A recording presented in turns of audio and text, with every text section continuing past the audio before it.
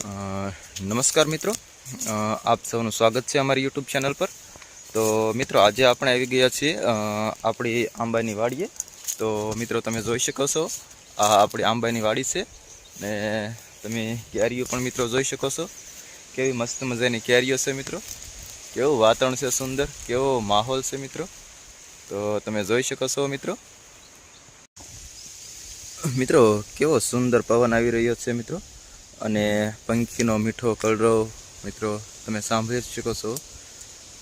જો મિત્રો, જોઈ શકો છો તમે, હે મિત્રો, કેવી મજા હે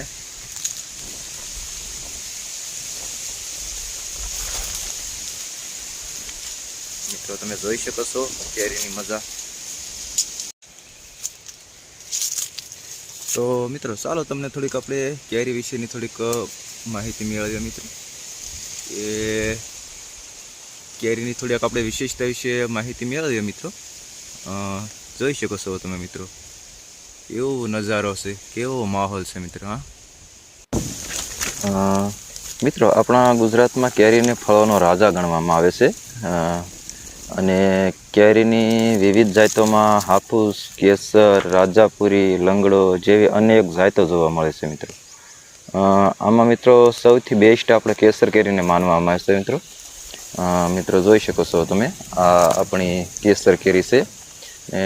કેસર કેરી આપણી માટે ખાવામાં બેસ્ટ હોય છે મિત્રો, કે જેને આપણે ગુજરાતમાં સૌથી વધારે કેસર કેરીને ખાય છે બધાય, અને સૌથી વધારે વેચાણ પણ કેસર કેરીનું કરવામાં આવે છે મિત્રો।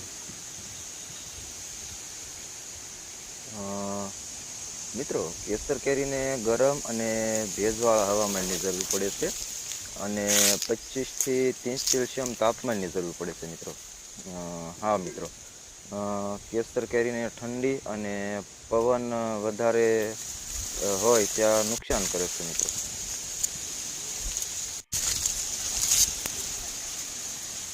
જોઈ શકો છો મિત્રો તમે, સરસ મજાનું વાતાવરણ।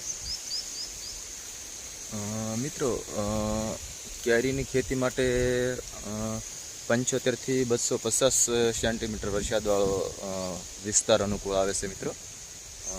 તમે જોઈ શકો છો મિત્રો। મિત્રો, જમીનની વાત કરીએ તો કેસર કેરી માટે ગોરાળું, મધ્યમ કાળી અને સારી નિતારવાળી જમીન અનુકૂળ આવે છે મિત્રો। જોઈ શકો છો તમે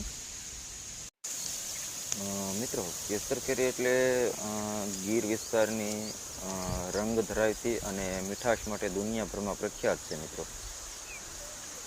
હા મિત્રો, જોઈ શકો છો તમે, કેસર કેરીનો રંગ બહારથી લીલાશ પડતો પીળો અને પાક્યા પછી અંદરથી ઘેરો કેસરી રંગ જોવા મળે છે મિત્રો।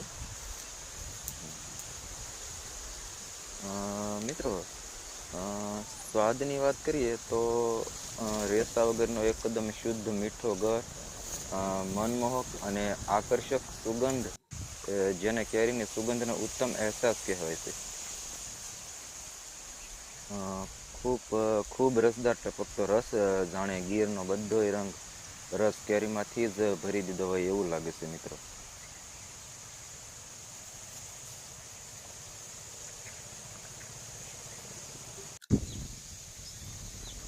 મિત્રો, કેસર કેરીની કેટલીક ખાસિયત છે, જેમ કે 90% ગ્રાહકો કેમિકલ મુક્ત ઓર્ગેનિક કેરીનો ઉપયોગ કરે છે, અને કેમિકલ મુક્ત કેરીનો આગ્રહ પણ રાખે છે।